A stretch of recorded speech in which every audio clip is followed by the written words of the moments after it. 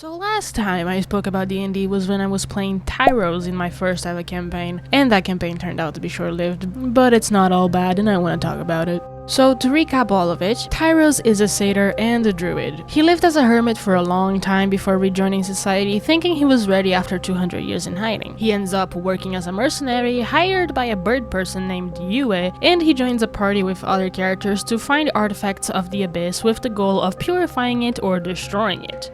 This campaign happened in the course of a year, so I'm trying to summarize it, bear with me, okay? Now, Tyros had one of two rings made for elven royalty. When worn on the ring finger, it would establish a link with the second ring if it was also being worn by someone else, and the pair would share dreams. This ring was given to him by someone, and I'll talk more about it in a moment. So starting his new job, Tyros gets a dream from the abyss where he almost perishes but gets cool powers. Vines now nestled within his forearms, and he could use them to grapple or to cast the cantrip Thorn Whip with some homebrew spice to it.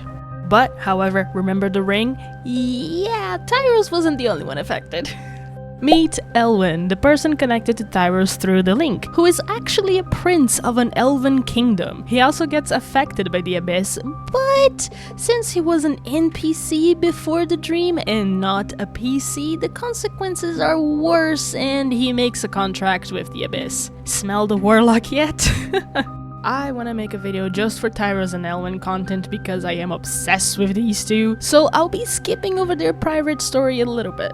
Anyways, while Tyros is out traveling through the land and getting artifacts with his team, Elwyn is back home at the castle, dealing with his newfound powers that he's gotta control, dealing with his father, the Silver King, who is descended into madness, while his older brother, the bastard firstborn, is planning a revolution to take the throne for his own. Fun times! Okay, I'm blanking out, but at some point through the middle of the campaign, we're looking for an artifact. But instead we find a purple worm that's been infected with the abyss and its coloring turned black. We fight it, cause what other option to take, right? And after, I think like a session and a half, we managed to finish it off, causing a big explosion that teleported us to other worlds. If you're thinking alternative universes, you'd be in the right ballpark. Everyone in the group spent a certain amount of months inside each of our, quote, prisons before we got sent back to our original world, where an apocalypse had started.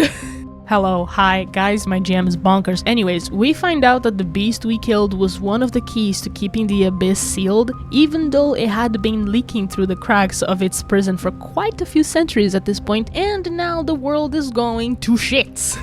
However, you're gonna laugh, my party and I get contacted by gods, and we're just told all the tea.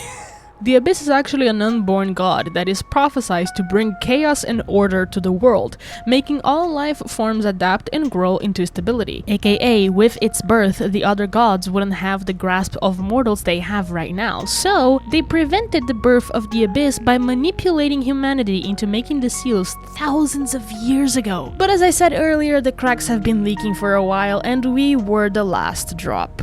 So the solution to everything? Break all the seals and let the abyss do its thing to complete the universe. And that becomes our main mission, get as many people as we can on our side to break all the seals. Now, this is where the sessions stopped, and the GM had solo sessions with the players to decide our endings. He had his reasons for doing this, it was discussed with the whole group. I'm saving some parts of my ending for another video, but in the grand finale, when the final seal is broken, it was a time dragon, the different realms all converted into one plane, creating stars, planets, galaxies beyond what the eye can see. Now, being free, Tyros and Elwyn decided to stick together and live a life that will carve their names in history.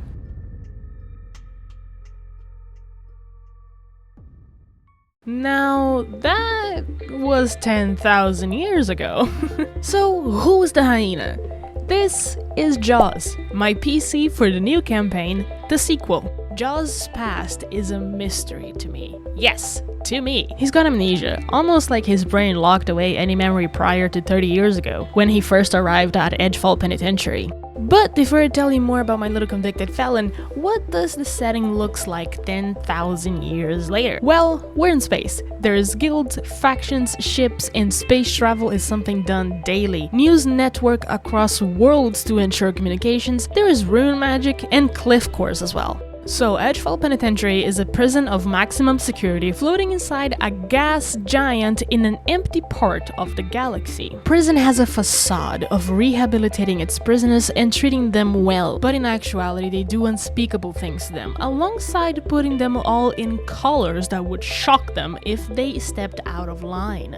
There was a lot of lore in the prison, but we only spent 2 sessions there. One to prep and plan, and the other to escape. So who are the others aside from Jaws this time around? We have Devin, a doctor who I'm pretty sure it's a vampire, and Taz is an Imperial robot. We were all inmates in the same block, and we managed to escape prison thanks to one GMPC named Elliot. Elliot, who is a tiefling, told us about something happening at midnight and to not waste time sleeping until then after we're locked up for curfew. So we waited, and when the clock struck at midnight we heard noises, then explosions, and then the doors to our cells were opened. At this point we had to make a wisdom save and we all passed, but we could have died if we failed the save. And following Elliot down the cell block, we could see that the other inmates, who technically failed the save, transforming into tentacle creatures in a grotesque manner. We get to the cargo area and see the ship. Devin somehow knows the password for it. We get in and hightail out of there. While escaping, I look out the window and see a giant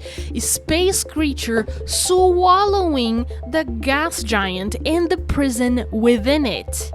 Yeah, I felt fucking small. So we meet the ship's captain, an overgrown kobold named Bones. After explaining the situation, he says he took a look at our files, and while pointing at me, he said, "Yours is entirely redacted. I couldn't make out a damn thing." So great. And in the end, Bones let us stay in his crew if we help him with supply runs and other things of the sort. We accepted it since we'd be getting paid too. So that first night aboard the ship, I dreamt I was in a battlefield. Red sand floated in the wind, and I could see orcs, goblins, and other gnolls all around me. I felt the adrenaline of battle, saw my younger face in the reflection of a worn-out shield, and right when we would charge, I woke up. Now this is the first time Jaws ever had a glimpse of his past. For 30 years he's yearned to know what happened to him and why was he imprisoned. So that dream was unexpected and confusing. So next day he wakes up and he's given his things from the armory that they recovered in a hurry out of the prison. He got a pair of pants armored with dragon scales and a triangular pin made of metal. He wears the metal when they go to a port, and he's told by a mechanic he went to see that it's not good to walk around with that on display. And later when he visits another shop, he's given a black case by someone. And further on back at the ship, Jaws would find a book made of human leather written in Draconic inside the case. Confused yet? Yeah, imagine how I was. Like, what do you mean my stupid little no guy speaks Draconic? Anyways, he reads it twice in the course of a few days, and he gets contacted by none other than Tiamat, who lures him in with a gift, saying she knows so much about him, about his past, and how Jaws wouldn't want to disappoint his mother. Jaws accepted the gift, and metallic wings manifested from his back, transparent but still shiny before vanishing. So after going up to the others and explaining his dreams and the book, omitting the gift and Tiamat from the conversation, Jaws is told about the cult of the dragon, and how they are a bunch of murderous lunatics who still believe dragons exist, and Jaws hated hearing that. Oh, and if you're confused why the mother of chromatic dragons would give such a thing to someone, I'll just say this. In this universe, Tiamat won the battle. That's all.